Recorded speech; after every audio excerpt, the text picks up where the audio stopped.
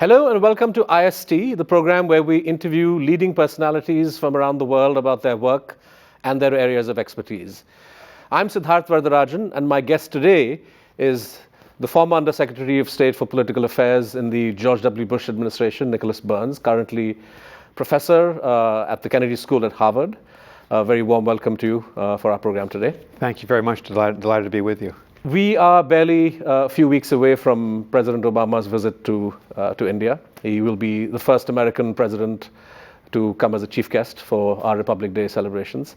But there is a sense in which India-US relations, which had hit a rocky patch, finally in the upswing again. But in your view, are there still major roadblocks that Obama's visit could help overcome in the bilateral sphere? Well, I think it's a very strong relationship between India and the United States, and it has been for the better part of the last decade. Now, it's no secret that in the last few years there have been problems. And I think both governments have felt that the relationship could be stronger, even stronger than it is. And I think that that's what Republic Day and the invitation to President Obama represents. It's an opportunity for Prime Minister Modi and President Obama to take the relationship forward, much in the way that Prime Minister Manmohan Singh and President George W. Bush did 10 years ago in 2005 when they launched the big expansion of the U.S.-India relationship. There are many issues where the relationship is quite strong. Trade and investment trade in goods and services has quadrupled in the last 10 to 12 years. Our military and security cooperation is very strong. We're strong on homeland security and counterterrorism because we're both victims of terrorism. In fact, victims sometimes both of Pakistani-based terrorism. I think we're also quite comfortable in the United States with India's policies here in South Asia. We both want to see Afghanistan stabilized. We want to see the Taliban defeated. And just in the last few days, we've both reacted very positively to the new government in Sri Lanka. So I think there are many strengths in this relationship, but there are challenges too. What would you say are the main challenges right now, the obstacles that are preventing closer cooperation? 2 or 3 areas? Yes, I think certainly in global trade talks, the United States and India are not on the same page.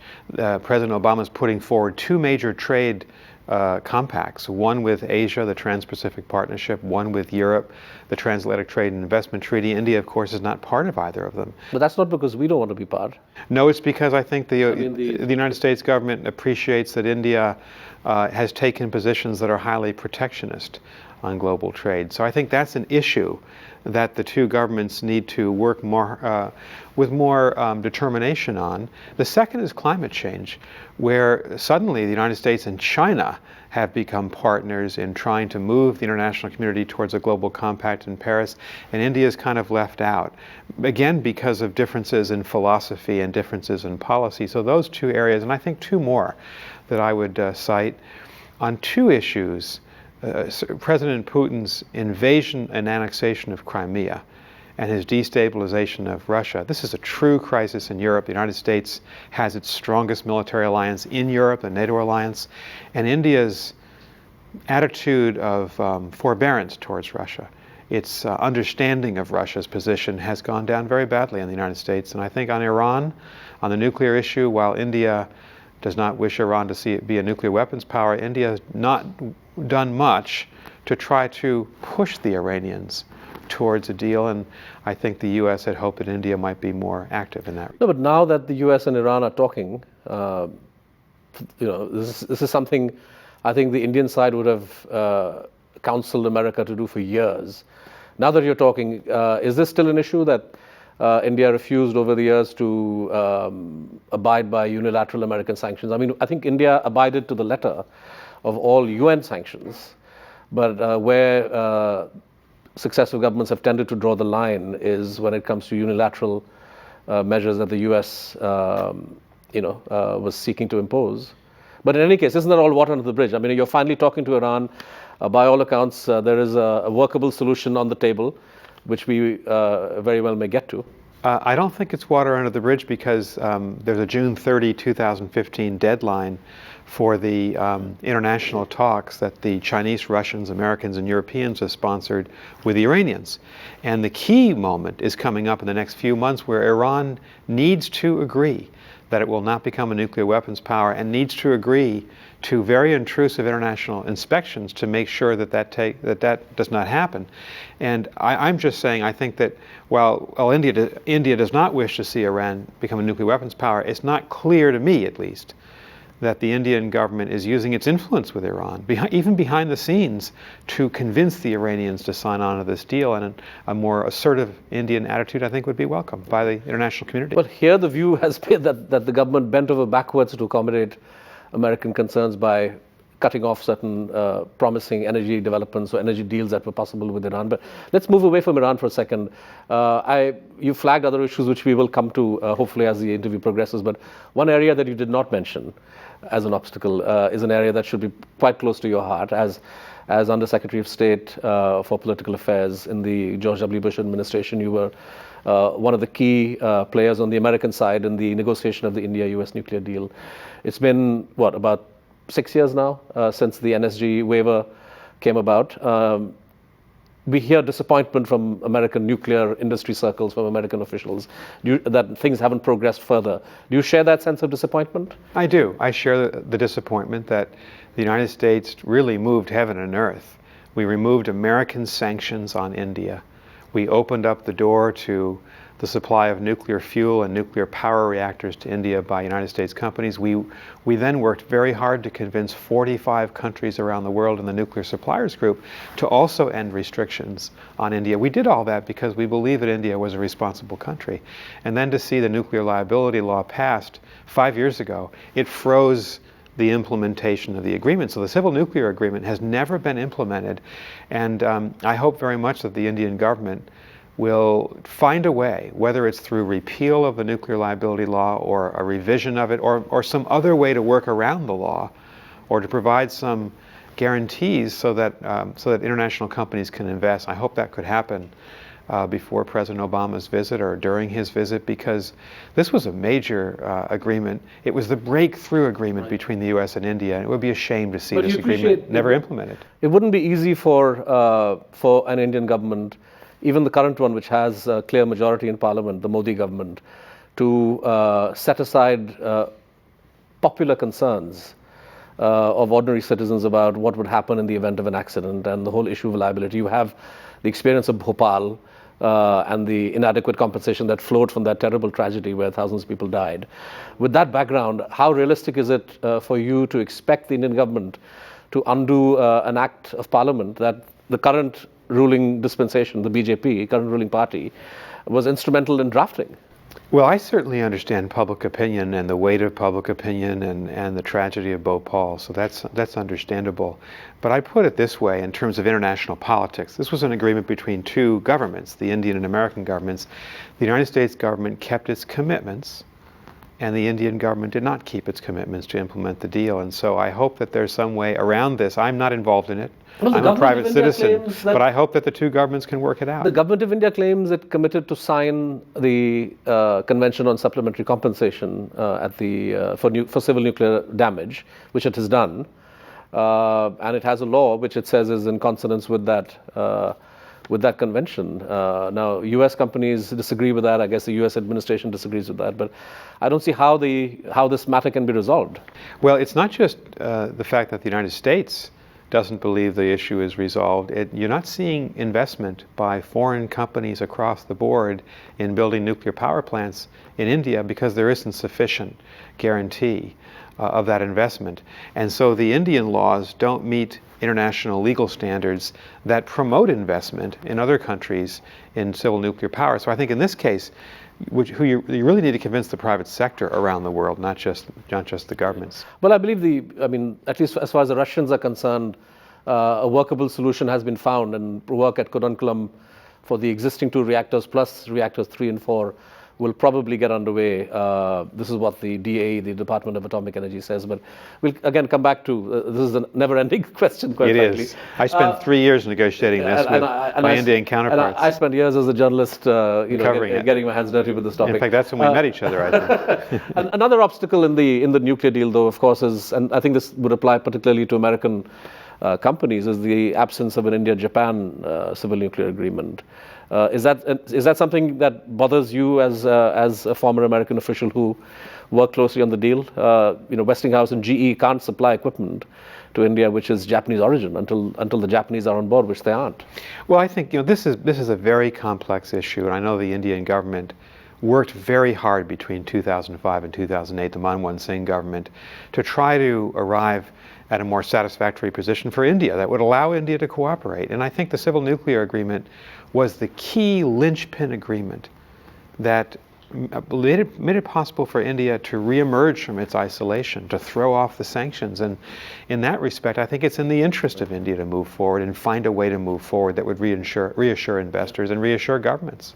In a piece that you wrote for the Washington Post last year, I think either on the eve or just when Prime Minister Modi was in DC, you wrote, and I quote, "In strategic terms, there are few countries more important to Washington than India, the dominant power in the Indian Ocean region, and with Japan, the most important US partner in Asia, seeking to limit Chinese ambitions in the region." To what extent was this assessment of India a driving factor in the George W. Bush administration's decision to engage in, to open the door for nuclear commerce with India? I think it was a major factor. There were many of them. The fact that India and the United States are the world's two largest democracies. The fact that we have a very large Indian American population that's important in our country, that's a bridge between the countries. But also what you mentioned, the fact that our long-term strategic interests here in Asia, in the Indian Ocean region, in East Asia, are very similar. Both of us want to see a peaceful region. Both of us want to see economic development. We both have a big relationship with China economically, and yet at the same time we both want to make sure that China plays by the rules and China's rise to power is done in such a way that it doesn't challenge the peace here. That means that India, the United States, Japan, Australia, Singapore need to coalesce and be military partners, not to fight, we don't want to do that, but to keep the peace. So I do think that there's a natural strategic coherence the Chinese would call that containment. to the U.S.-India relationship. I wouldn't call it containment because China can't be contained in the 21st century when it's the leading trade partner of India, when it's a major trade partner of the United States, when we're dealing with China as a partner on climate change. I think it's very different in the 21st century. What it means, however, is to signal to the Chinese that they have to play by the rules and respect the power of the democratic countries in this region. So I think that solidity of strategic interest is going to be very important to keep India and the United States working together. Is there a danger for India in its relationship with America being, at least to some degree, derivative of America's relationship to China?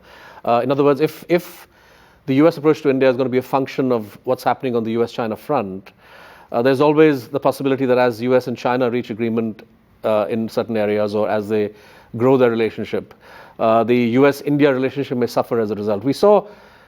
We got some indication of this in the early years of the Obama administration when he was working quite actively to woo China. There was all this talk of G2, and there was certainly a cooling off when it came to New Delhi, Washington. To that extent, should India be apprehensive about the way in which you conceive of this triangular relationship between the US, China, and India? Not at all, because I think it reinforces the US-India relationship. And the fact that President Obama will be the very first American president in our history to visit India twice during his time in office, I think speaks to his commitment to the US-India relationship. But I do think that actually these strategic challenges here in Asia in the future will keep the US and India together. Both of us are going to have a big relationship with China. China's a major country. It's a major force in the world. It's a great economic power. And so India will have its big relationship with China. So will we. Neither of us should feel threatened by that. In fact, the worst thing we could do would be to try to actually contain China and to wall it off and not trade with it and not invest in China, not work with it on proliferation or counterterrorism or on climate change. The best thing we can do is try to convince the Chinese that they have to deal with us and that they have to work with us on common problems. So I don't think that should be a concern of the Indian people. Right. One of the areas where certainly the Bush administration tried pretty hard, maybe not you directly, but your colleagues in defense, was to develop the concept of interoperability with the Indian military. You wanted India to sign agreements, the logistics supply agreement, to facilitate the easier access to Indian bases or Indian naval facilities for U.S. warships and so on. To what extent was the Indian reluctance to sign those agreements an obstacle in what the U.S. wanted to do with India? Well, it was an obstacle in a technical sense. We couldn't achieve a certain level of military cooperation without those agreements in place.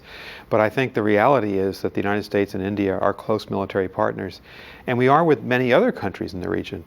You remember the tsunami, that terrible tsunami that hit South and Southeast Asia on December 26, 2004. There were 4 countries that, because they had interoperability militarily, they'd worked together, they'd trained together, rushed aid and saved a lot of people and brought aid to the afflicted: India, the United States, Japan, and Australia. All democratic countries. Our fleets and our air forces had trained together. There was a familiarity. We could work together. That's the kind of thing that's important about military cooperation, and that hasn't changed. Right. Do you feel that the Modi administration or the Modi government would be more open to some of these areas of engagement with the Americans than Manmohan Singh was? Is that your sense? My sense is that Prime Minister Manmohan Singh was a great friend of the United States, very consistent in making sure that the relationship was, working well. Certainly someone who is a very trustworthy leader and friend to President Obama as well as President George W. Bush. I think that Prime Minister Modi is obviously a very impressive man. He's off to a strong start. There's an opportunity for Prime Minister Modi and President Obama to agree on a series of measures that would deepen the relationship. When Prime Minister Modi visited the United States, New York and Washington in late September, he talked a lot about, of course, about the economic reforms here, about the need to enlarge the economy and produce greater economic growth. He didn't say much in public about the U.S.-India relationship. And so here's an opportunity when President Obama visits to articulate from the Indian government, from the highest level, what it is that India wants to accomplish with the United States. So I think during this visit, what I'm looking for is clarity from Prime Minister Modi and a sense of certainty about what he wants to accomplish with the U.S. and about the importance of the United States to India. I think that would be welcome from an American point of view. On the question of Pakistan, which you flagged right at the start of the interview, there's a sense in India that Pakistan isn't doing enough to deliver on its commitments to fight against or to oppose terrorists who use its territory to target India or Afghanistan for that matter. And there's also a sense of that the U.S. isn't exerting as much pressure as it ought to or as it could on the Pakistani military establishment to accomplish that end. To your mind, is the U.S. doing enough? Are there areas of leverage that could still be used by Washington to ensure that Pakistan delivers on these commitments? Well, first of all, I'd say my own sense is that the United States has a much stronger, more open and trusting relationship with India than it does with Pakistan. And I think there's a great deal of frustration in the United States among the American people about the fact that during these last 13 years, as our soldiers tried to help the Afghan people, to keep the peace and keep the Taliban out of their lives, our soldiers were being subjected to cross-border attacks by Pakistani-based terrorist groups. And there's no question that the Pakistani government has not done enough to go after those groups. And I know that, obviously India was attacked on 26/11 by Lashkar-e-Taiba. The United States has been attacked in Afghanistan, our troops, by Pakistani-based groups. So it's up to the government of Pakistan to restrain these groups and to take decisive action, and we've not seen enough of that. And as the drawdown continues in Afghanistan and Afghanistan moves to a new political reality, do you envisage or do you think it's desirable for India to play a larger role in security matters in Afghanistan, for example? I think it is very desirable for India to play a major role in Afghanistan because obviously India is trusted by the Afghan government. and India has been a longtime friend. India's given lots of development assistance and been helpful to Afghanistan under President Karzai. And I also hope that the United States and the NATO coalition do not withdraw all of their troops by the end of 2016. I think the Taliban is resurgent. The Afghan government has fewer international forces in place. It has reduced financial aid. It's going to be very tough for Ashraf Ghani, who's a very impressive man, the new president of Afghanistan. He's going to need support, and I would hope that my own government would reconsider this plan to withdraw all troops. I think we ought to keep a small number of American troops there to train the Afghan National Army and to try to protect against some of these cross-border attacks through the use of American air power. Right. Do you think Iran, as a neighbor of Afghanistan, could play a constructive role, and that there's a case to be made for engaging Iran specifically in terms of the future of Afghanistan? Well, let's see what happens. I have been an advocate for the United States to engage Iran on the nuclear issue and conduct these negotiations, and I've supported President Obama. I think the Iranians need to prove that they're going to be responsible actors in Afghanistan. They've been highly irresponsible in Syria, where they're backing the Assad government, which of course has been a brutal human rights violator in Syria. They've been pulling Hezbollah forces into Syria, and they've worsened the conflict. So I think actually we need to judge the Iranians by their actions, not by their words. The same allegation could be made against the United States and its allies for having created the conditions for the rise of terrorist groups like ISIS in Syria, but also because of the invasion of Iraq and the instability that has resulted from that process. The United States did not create the conditions for ISIS in Syria and Iraq. No, that group grew on its own because of the Syrian civil war, with which the United States had nothing to do at all. In fact, I see the United States as really operating on behalf of the international community in trying to stop ISIS in northern Syria and western Iraq through the use of American air power. You don't see any country in the world criticizing the United States for what it's doing in Iraq and Syria right now, with the possible exception of Russia. No, but you don't see the growth of ISIS as a byproduct of what the world now rightly says was the illegal invasion of Iraq, the misplaced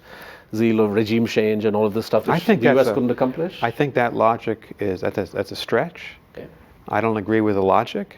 The fact is that whether you agree or disagree with the invasion of the United States in March 2003, by 2007 and 2008 we'd stabilized Iraq, and the Iraqi people were voting in free and fair elections.